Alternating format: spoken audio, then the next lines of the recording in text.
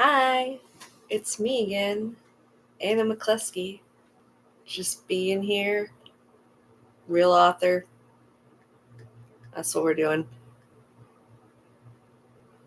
Yeah, so this is my third live. Basically, I just really want to have a YouTube channel. I really like the idea of YouTube as way to connect with readers and shit like that. But every time I try, I just get all these great ideas and I make a big list of them, and then I make 2 or 3 videos and I put a ton of time and energy into them, and it takes for fucking ever because I'm so anal about everything has to be perfect, and I write a script and I do a gazillion takes and it's exhausting and then I burn out. So instead I'm just going live and talking about whatever, just being completely unhinged like to do. So I'm gonna have another author on Saturday, so that'll be fun. It'll be an actual conversation and not just bizarre unhinged ramblings. So I feel like there were things that I wanted to say, but I don't remember them now. What can you do?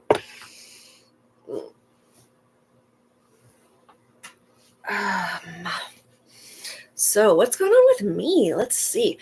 I am working on a couple different projects author-wise. I've got book 4 of my Warrior Mage Librarians. I'm really trying to get that done this month probably.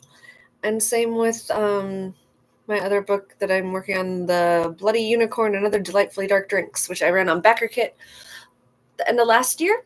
And the book's written. I'm just working on the art and the layout and all that sort of stuff.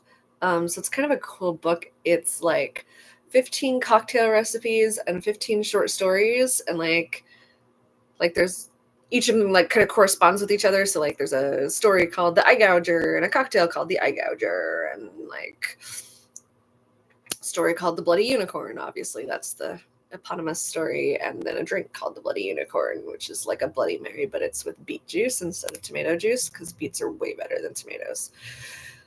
I don't know that that's true. Beet juice is way better than tomato juice. Tomato juice is just icky. I don't know. I don't like tomato soup either, but I like tomatoes. I like tomato sauce on pasta or a sandwich or whatever, and I like tomatoes in a salad. Just tomato juice and tomato soup. It might be a textural thing. I don't know, because they're goopy. I don't like goopy. So far nobody's watched my lives. That's fun. So I'm just vibing into the void, which is fun. That would be a cool name for it. But I like real author, because it's every author I know, including myself, just is just stricken with imposter syndrome, and we always have these this idea that we're not real authors until we hit some insert arbitrary random goal here, but we think of all the other authors as real authors, including the ones who are on the same level as us, right? I have 8 books published, and somehow I'm just constantly making jokes about how I'm not a real author and I want to be a real author someday. But if there's another author who has 8 books published, I'm wow, cool, you're a real author.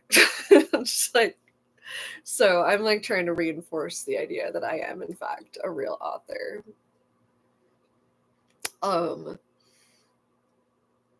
feel like there was another thing that I was going to say about that.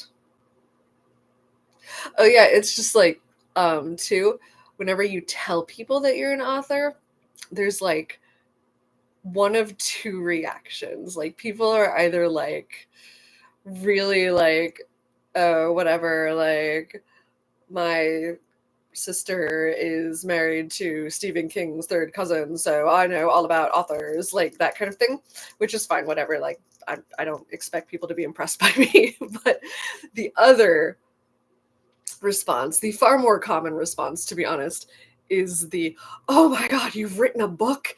I'm like, I've written 13 books so far. I have 8 of them published. And they're just like, "What? Oh my God, you're like a real life author." And so, like, that phrase, like, real author, it's just like always sort of struck a chord with me, I guess. Because it's like, it's just so, it's a weird phrase. It's like,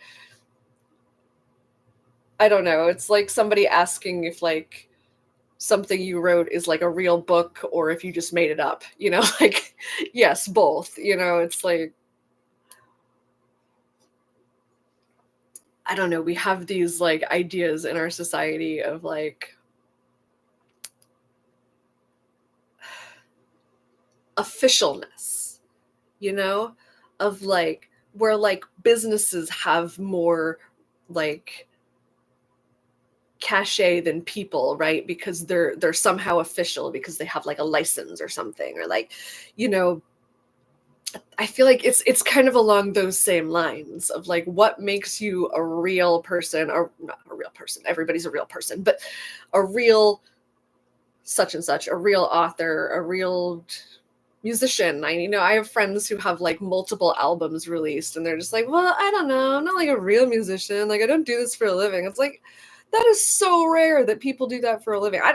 I'm not a full-time author. Like I'm a real author, god damn it, but I'm not a full-time author. I have a day job. I work 2 days a week in a production kitchen in a local co-op. I do freelance editing. I make book trailers for other authors. I've just got cobbled together stuff, so it's like saying that I'm not a real author would be ridiculous. I have a friend, actually, the person I'm going to be talking to on Saturday, that I'm going to have on the live on Saturday, Sarah Bigelow. She has 50 some books across 2 pen names, and she also has a full-time day job. You know what I mean? She's a USA Today best-selling author, like, but she's got a day job. So like the idea that like because you're not a full-time like creative person, creative business person, creative entrepreneur, whatever you want to call it, like the idea that makes you not a real fill in the blank is absurd, So it's like, I don't know. It's just funny to me. It's probably not funny to you. That's why nobody's watching this. But yeah. So that's life as a real author. It's tough out there.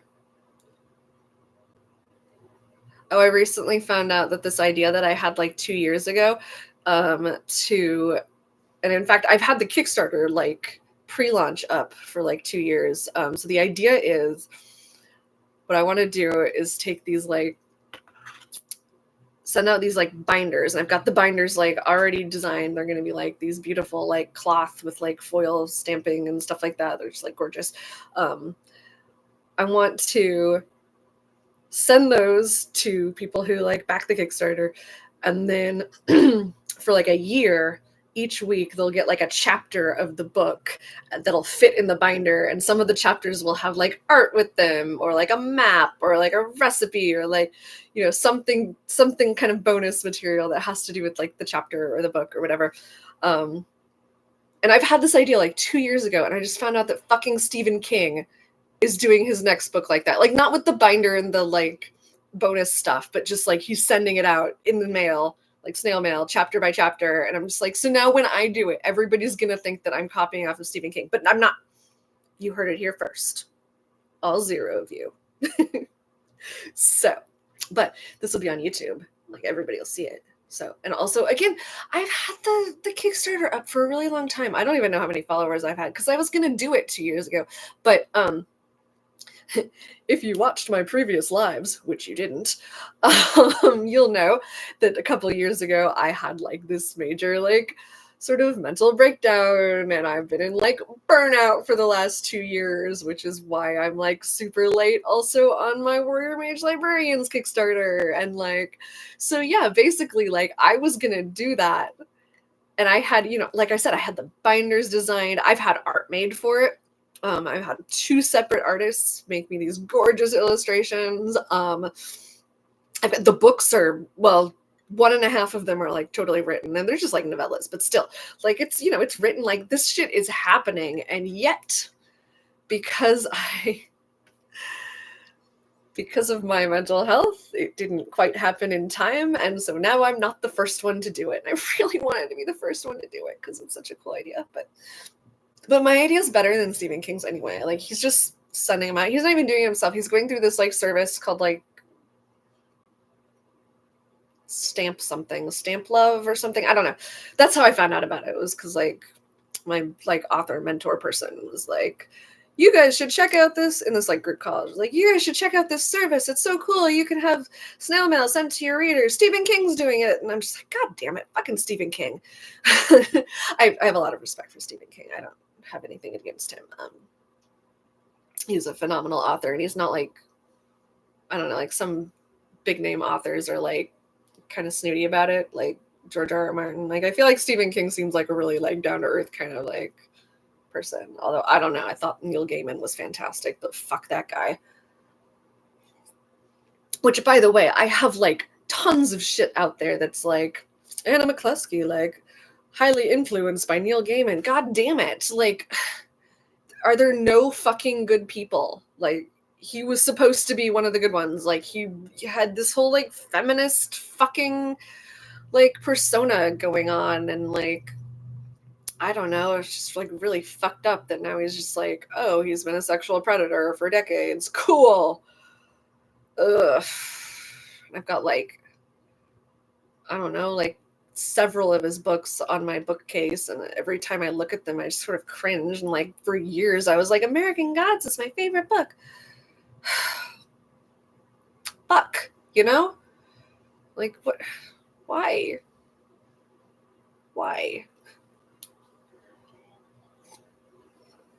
But I don't know. Oh, and now apparently he's like suing one of the women who like came forward. It's like, that's classy. Cool. Yeah, great.